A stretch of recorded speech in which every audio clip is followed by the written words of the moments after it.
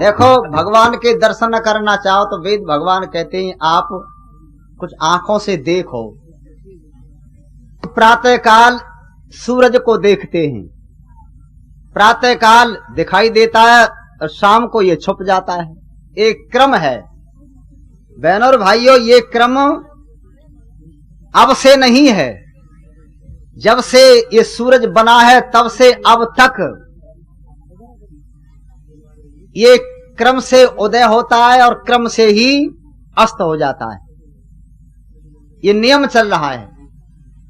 इस नियम को कोई धरती का बड़े से बड़ा राजा और कोई बड़े से बड़ा बलवान व्यक्ति, बड़े से बड़ा साधु संत योगी ऋषि महर्षि बदल नहीं पाया कि सूरज की चाल में कोई अंतर कर दे, एक मिनट का भी अंतर कर दे, कोई एक पल का भी करके देखे तो पता लगा इसमें जो कोई अंतर नहीं कर सकता है तो ये इस किसी आदमी का काम नहीं है, किसी राजा महाराजा और बड़े किसी व्यक्ति का काम नहीं है।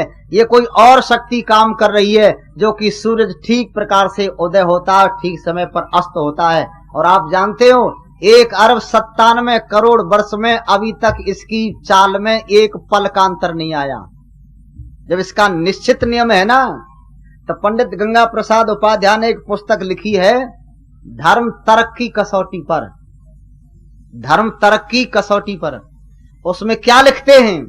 वह लिखते हैं यदि ईश्वर के और ये प्रकृति के जितने जो नियम बनाए हैं ये अटल न हो, ईश्वर के नियम अटल न हो तो सारी अन्वेषण शालाओं में ताले पड़ जाएंगे, जितनी प्रयोगशालाएं सब बंद हो जाएंगी। क्यों? कैसे बंद हो जाएंगी? एक किसी व्यक्ति ने आज नीम के ऊपर अपने विचार दिए, नीम कड़वा होता है, इस क्षेत्र में होता है, ऐसा होता है, और उसके ऊपर विचार दिए और कल वो नीम का गुण बदल गया। उसने लिखा ये कड़वा होता है, कल नीम मीठा हो गया। तो कहते हैं एक व्यक्ति ने आज किताब लिखी, कल उसकी किताब इस के ऊपर गलत हो जाएगी। कुछ लोगों ने खोज की आज और ये खोज करके बताया और कल नियम बदल गए तो कल उसकी खोज जो है गलत हो जाएगी।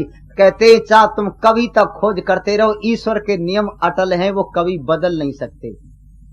तो सूरज उदय होता है और अस्त हो जाता है, इसको कोई दुनिया का आदमी बदल नहीं सकता। तो पता लगा ये ईश्वर की महिमा, उसका काम है, उसको देख रहे तुम जाओ कहां? वो तो यही दिख रहा है। सूरज को देखो और सूरज को नहीं देखो। मैंने एक दिन कहा था रात्रि में यदि आप चमकते हुए तारों को देखो जो दिखाई देते हैं, आज तक धरती का बड़े से बड़ा गणित का वैज्ञानिक योग कोई भी व्यक्ति इन तारों को गिन नहीं पाया है, अभी तक नहीं गिन पाया है। कोशिश करते करते 1,97 करोड़ वर्ष बीत गए पर इतने वर्षों में कोई इनको गिन नहीं पाया। तो पता लगा किसी मनुष्य का काम नहीं है, ये किसका है? कोई शक्ति काम करती है, उसी शक्ति को हम लोग ईश्वर कहते हैं। महर्षि दयानंद जी महाराज ने कहा उसी शक्ति का मुख्य नाम ओम है और अनेक नामों से पुकारा जाता। उसको देखने के लिए तुम कहां जाते हो? धक्के मत खाओ, यह वैदिक सिद्धांत निश्चित है। उसको जो देखने के लिए गए आज तक किसी को कहीं मिला नहीं, क्योंकि एक जगह पर रहता नहीं, वो सब जगह है। आगे एक लाइन और लिखी, हर जात की आकृति भिन्न बनी, आवाज भी भिन्न सुनाई दे।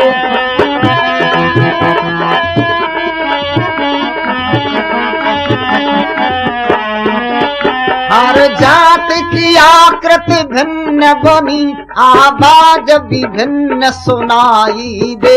है भेद सभी की सूरत में, वैज्ञानिक भी चकराया है।